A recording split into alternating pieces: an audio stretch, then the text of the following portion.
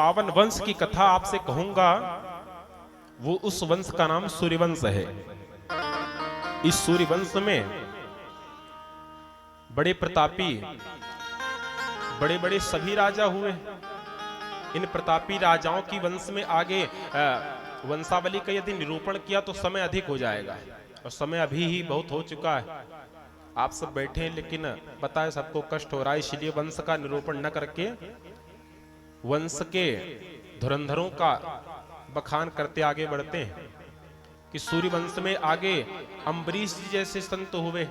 अम्बरीश जी ने एकादशी का व्रत किया था, पारण करने जा रहे थे, दुर्वासा ऋषि का आगमन हो गया तो कहा कि संत को भोजन करा करके अब भोजन करेंगे। दुर्वासा ऋषि ने कहा स्नान करके आ रहे हैं। दुर्वासा जी स्नान करने चले गए और इधर पारण का समय निकला जा रहा था। अम्बरीश जी ने सोचा भोजन नहीं करूंगा, चरणामृत का पान कर लेता हूं। चरणामृत हाथ में लिए खड़े थे, तब तक दुर्वासा ऋषि आ गए। कहने लगे संत को निमंत्रण देके पहले ही पाकर बैठ गया, श्राप देता हूं। कृत्या नाम की राक्षसी को अपनी जटा को पटका, कृत्या नाम की राक्षसी हुई, उससे कहा जाओ अम्बरीश को मार दो। कृत्या नाम की राक्षसी अम्बरीश जी के पीछे दौड़ पड़ी। अम्बरीश जी भागे नहीं और कहा यदि मैंने संत में भगवान में कोई भेद नहीं समझा तो हे कृत्या तुम लौट जाओ। जैसे ही भगवान से प्रार्थना की तुरंत भगवान ने अपना चक्र छोड़ दिया और उसी कृत्या के पीछे चक्र लग गया। अब चक्र की गर्मी से वो कृत्या नाम की राक्षसी जल करके भस्म हो गई। इतना होता तो ठीक था, वो चक्र अब दुर्वासा जी के पीछे पड़ गए। दुर्वासा जी पूरे भूमंडल पर भागते रहे। ब्रह्मा जी के पास गए, शिव जी के पास गए। सब ने कहा जिसने भगवान के भक्त के साथ बैर किया उसके साथ हम नहीं खड़े हो सकते।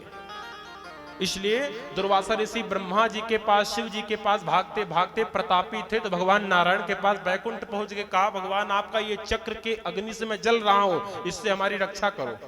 भगवान ने कहा ये चक्र हमारे पार्षद हैं, आपने भक्तों पर अपराध किया, भक्त से आपने बैर किया, इसलिए हमारे शस्त्र आपको कष्ट दे रहे हैं। लेकिन मैं इन शस्त्र को, अपने शस्त्र को रोक नहीं सकता क्योंकि मैं खुद भक्तों के अधीन हूं। यदि आपको क्षमा मांगनी तो आप हमसे नहीं हमारे भक्त से मांगो। उसने अगर क्षमा कर दिया तो मानो हमने क्षमा कर दिया।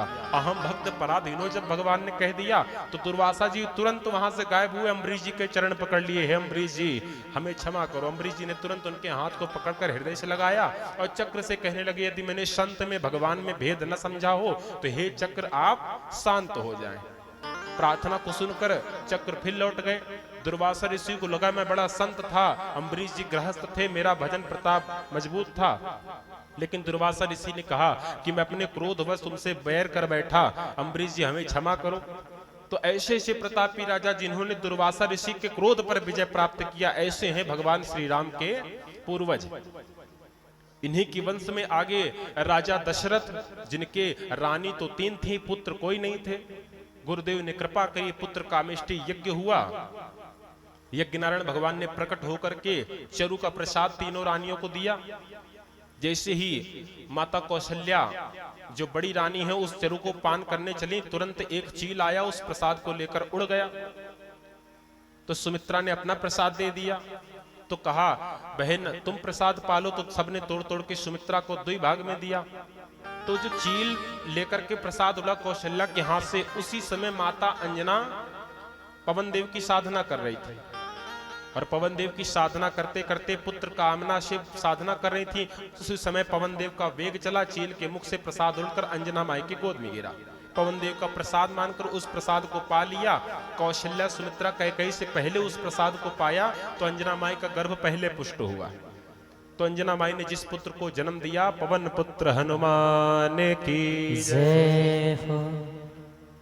इस रिश्ते से, क्योंकि यज्ञ नारायण भगवान ने चरू दिया था कौशल्या के हाथ से अंजना